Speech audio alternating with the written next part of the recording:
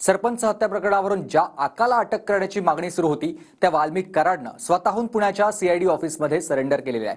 मात्र सरेंडर आधी त्यानं एक व्हिडिओ देखील सार्वजनिक केलाय, ज्यात राजकीय द्वेषातून आरोप होत असल्याचं कराडचं म्हणणं आहे।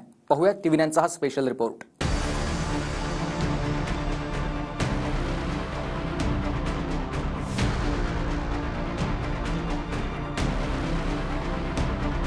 वाल्मिक कराड तब्बल 22 दिवसानंतर स्वतः सरेंडर झाला। सरपंच संतोष देशमुखांच्या हत्या प्रकरणात याच वाल्मिक कराडवर आरोप होतोय। सीआयडीची 9 पथकं कराडच्या मागावर होती, पण वाल्मिक कराडनं आधी स्वतःचा व्हिडिओ तयार केला, ज्यात आरोप फेटाळत खंडणीचाही खोटा गुन्हा दाखल झाल्याचं कराडनं म्हटलंय। दुपारी 12 वाजता वाल्मिक कराडनं व्हिडिओ सार्वजनिक केला आणि 5 मिनिटातच म्हणजे 12:05 तो सरेंडर झाला। मी वाल्मिक कराड केज पोलीस स्टेशनला खोटी खंडणीची फिर्याद दाखल झालेली आहे। मला अटकपूर्वचा अधिकार असताना मी सीआयडी ऑफिस पुणे पाषाण रोड इथं सिलेंडर होत आहे। संतोष भैया देशमुखांचे जे कोणी मारेकरी असतील त्यांना अटक करावी व त्यांना फाशीची शिक्षा द्यावी। राजकीय दोषापोटी माझं नाव त्याच्याशी जोडलं जात आहे। पोलीस तपासात जे निष्कर्ष निघाले, मी जर दोषी दिसलो तर न्यायदेवतांनी मला जे शिक्षा देईल ती मी भोगायला तयार आहे। आणि व्हिडिओ नंतर काही मिनिटात वाल्मिक कराड स्कॉर्पिओ गाडीनं पुण्यातल्या सीआयडीच्या कार्यालयात दाखल झाला। सीआयडीनं त्याला अटक केली। मग गतिशील तपासांमुळेच वाल्मिक कराड सरेंडर झाल्याचं मुख्यमंत्री म्हणाले। तपास अतिशय गतिशील केलेला आहे आणि त्यामुळेच आज त्यांना त्या ठिकाणी शरणागती पत्करावी लागली आहे। आता हत्येतले जे आरोपी फरार आहे त्यांना पकडण्याकरता देखील वेगवेगळ्या टीम्स या पूर्णपणे कामी लागलेल्या आहेत आणि कुठलाही आरोपी आम्ही त्या ठिकाणी सोडणार नाही, सगळ्यांना शोधून काढू। सीआयडी समोर आल्यावर वाल्मिक कराडच्या अटकेचे सोपस्कार पूर्ण करत त्याची मेडिकल टेस्ट केली आणि त्याला केजला घेऊन आले। त्याआधी पुण्यात सीआयडीच्या अधिकाऱ्यांनी त्याला काही सवालही केले।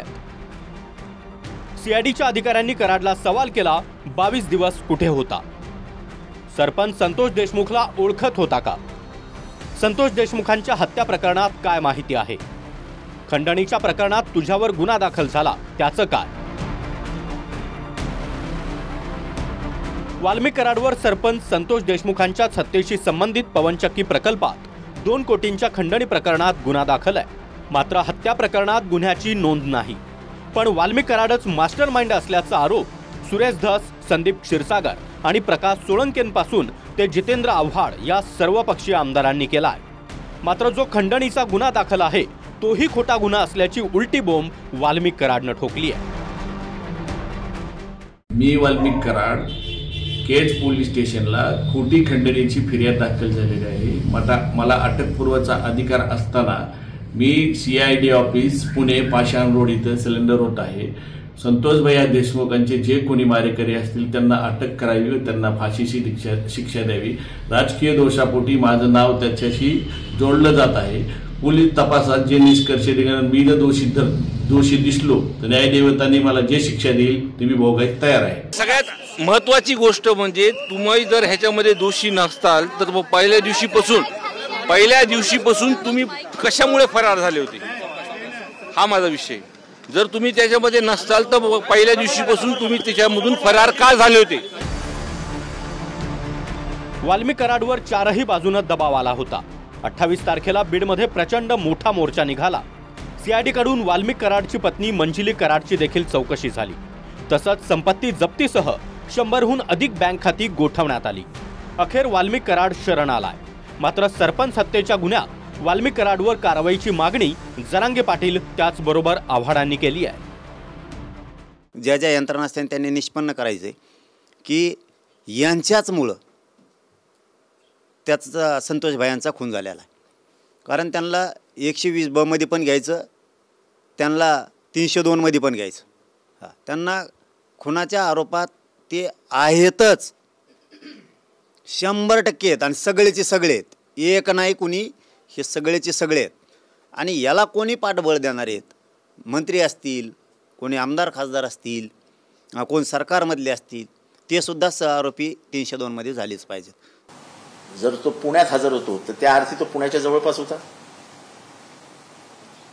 त्याच्याबरोबर कोण आहे हे काय म्हणजे पोलिसांना काय माहिती मिळत नव्हती.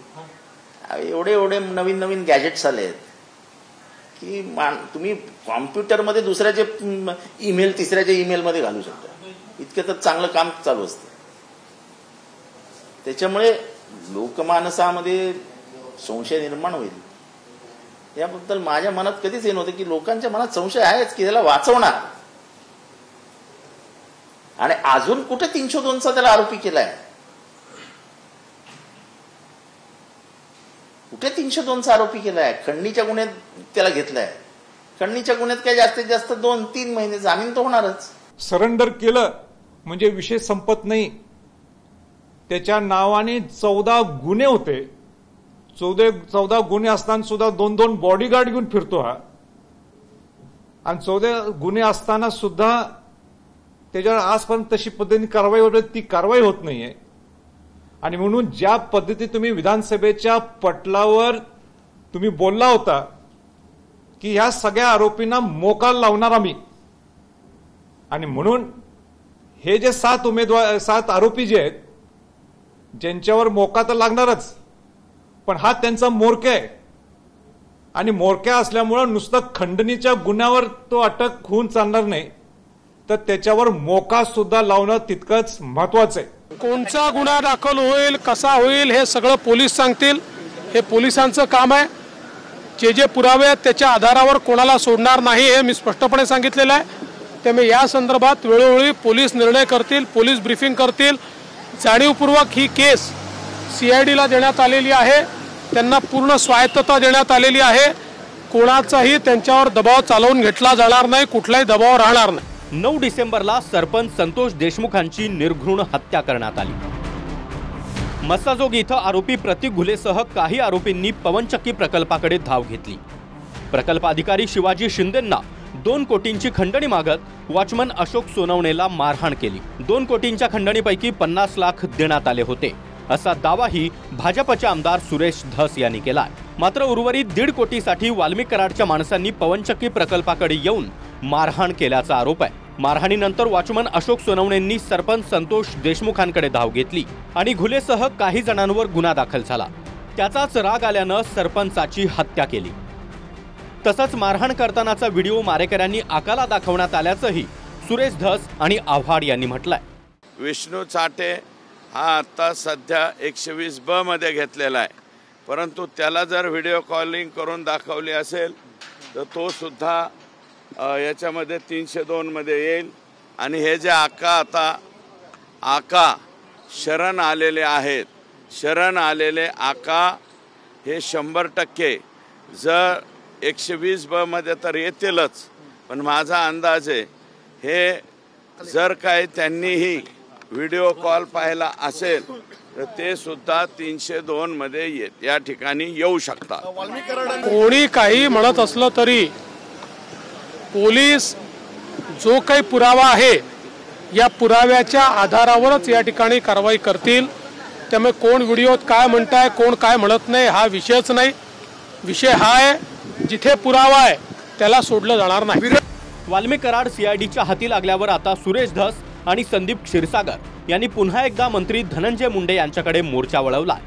वाल्मिक कराड धनंजय मुंडेंचा खास माणूस आहे, त्यामुळे चार्जशीट दाखल होईपर्यंत आकाच्या आकाला बिनखात्याचं मंत्री करावं असं सुरेश धस यांनी म्हटलंय. तर धनंजय मुंडेंचा राजीनामा घ्या अशी मागणी आमदार संदीप क्षीरसागर यांनी केली आहे. माझं म्हणणं एकच आहे, आकाचे आकांना किमान हे इन्व्हेस्टिगेशन होईपर्यंत आणि हे चार्जशीट दाखल होईपर्यंत आकाचे आकांना बिनखात्याचं मंत्री करावं अशी त्यांच्याच पक्षाचे आमदार प्रकाश सोळंके यांची मागणी आहे. म्हणजे आमच्या सर्वांची इच्छा आहे की धनंजय मुंडे साहेबांनी नैतिकता त्यांची दाखवावी. जिल्ह्यामधली जी परिस्थिती आहे, लोकांची इच्छा आहे त्यांनी हा तपास फास्ट ट्रॅकवर घेऊन त्यांनी राजीनामा द्यावा. मला या प्रकरणातल्या राजकारणामध्ये जायचं नाही. मी पहिलेपासून सांगतो, कोणाही विरुद्ध पुरावा असेल तर द्या. ज्याच्या विरुद्ध पुरावा असेल आम्ही शोधतोय, कोणाजवळ दुसरा जो असेल त्यांनी पण द्यावा. पण माझ्याकरता स्वर्गीय संतोष देशमुख यांच्या हत्येला कारणीभूत लोकांना शिक्षा होणे हे महत्त्वाचं आहे. काही लोकांना केवळ राजकारण महत्त्वाचं आहे, त्यांचं राजकारण त्यांना लखलाभ, त्यांच्या राजकारणाने मला वाटत नाही की काही फार त्याच्यात काही फायदा होईल. इकडे मनोज जरांगे यांनी मुख्यमंत्र्यांना इशारा दिलाय, जर फडणवीसांनी एखाद्या मंत्र्याचं ऐकून पाठीशी घालण्याचं काम केलं तर महाराष्ट्र बंद पाडणार, असा इशाराच जरांगेंनी दिलाय. फडणवीस साहेब देतील ही आशा आहे 100%. नाही दिलं पूर्ण राज्य बंद पाडणार. जर फडणवीस साहेबांनी एखाद्या मंत्र्याचं ऐकून त्यांना जर पाठीशी घालायचं काम केलं आणि जर तुम्ही खून पचवायचा प्रयत्न केला, मराठे तुम्हाला पोचू देणार नाहीत. आज स्वर्गीय संतोष देशमुख यांच्या बंधूंची माझी फोनवर चर्चा झालेली आहे. त्यांनाही मी आश्वस्त केलेलं आहे की तुम्ही काळजी करू नका, काय वाटेल ते झालं तरी सगळे दोषी शोधून आणि जोपर्यंत ते फासावर लटकत नाही तोपर्यंतची सगळी कारवाई पोलीस करतील, हा विश्वास मी त्यांना दिलाय. अद्याप हत्या प्रकरणातील 3 आरोपी फरार आहेत. 22 दिवसानंतर वाल्मिक कराड पोलिसांच्या हाती लागलाय. त्यामुळे हत्येच्या दिशेनं सीआयडी आपला पुढील तपास घेऊन जाईल. लक्ष्मण जाधव आणि रणजित जाधवसह प्रदीप कापसे, TV9 मराठी, पुणे.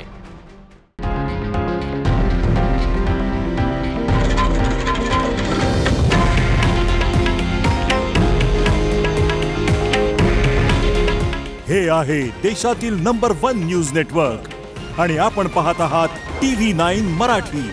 काळजी तुमची, हित महाराष्ट्राचं.